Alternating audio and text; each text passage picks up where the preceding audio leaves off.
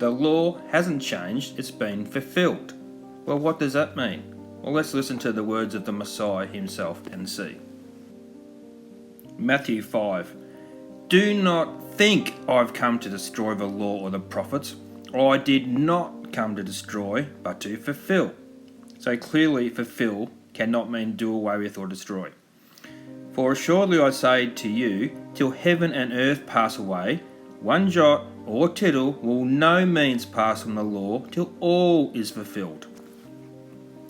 Whoever therefore breaks one of the least of the commandments and teaches men so shall be called least in the kingdom of heaven. But whoever does and teaches them, he shall be called great in the kingdom of heaven. So clearly, the Messiah was teaching that we should be keeping the law. So what does fulfill mean then? So fulfill means to level up, to fill up, to make full, to fully preach, to perfect, which is exactly what he did in the following verses. And you've heard it said, you shall not murder. But I say to you, whoever is even angry with his brother without cause shall be in danger of judgment. And you have heard it said, you shall not commit adultery. But I say to you, whoever looks at a woman with lust has already committed adultery in his heart. And again, you can see the Messiah magnified the law when it comes to divorce, when it comes to making oaths.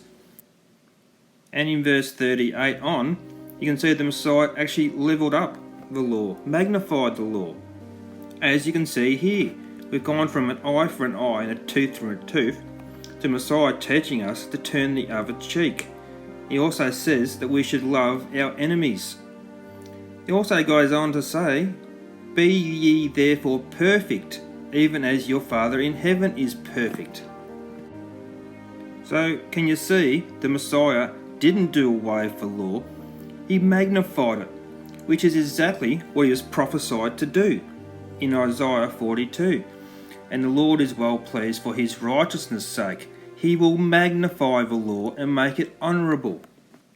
He did, however, come to fulfill everything written about him in the Psalms and the prophets, which was to be our eternal high priest according to the order of Melchizedek,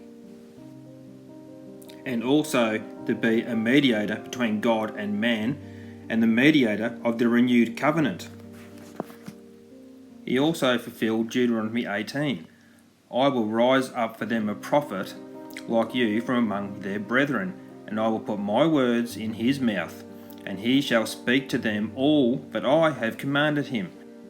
And it shall be that whoever does not hear my words, which he speaks in my name, I will require it of him.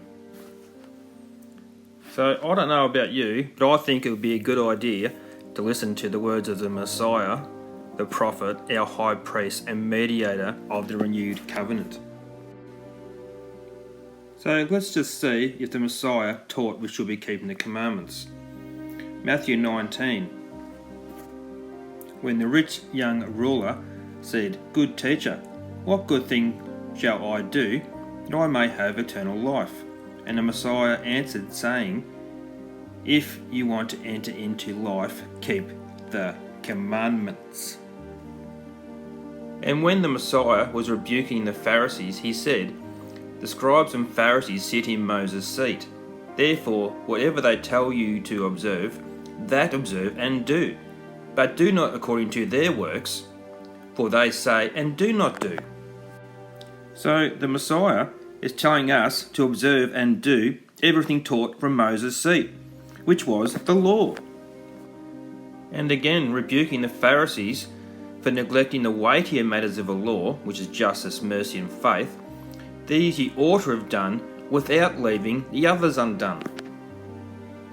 And in Matthew 22, Teacher, what is the greatest commandment of the law? And the Messiah said to him, You shall love the Lord your God with all your heart, with all your soul, and with all your mind. And that is the first great commandment. And the second is like it, You shall love your neighbour as yourself. On these two commandments hang all the law and the prophets. Not some, all the law.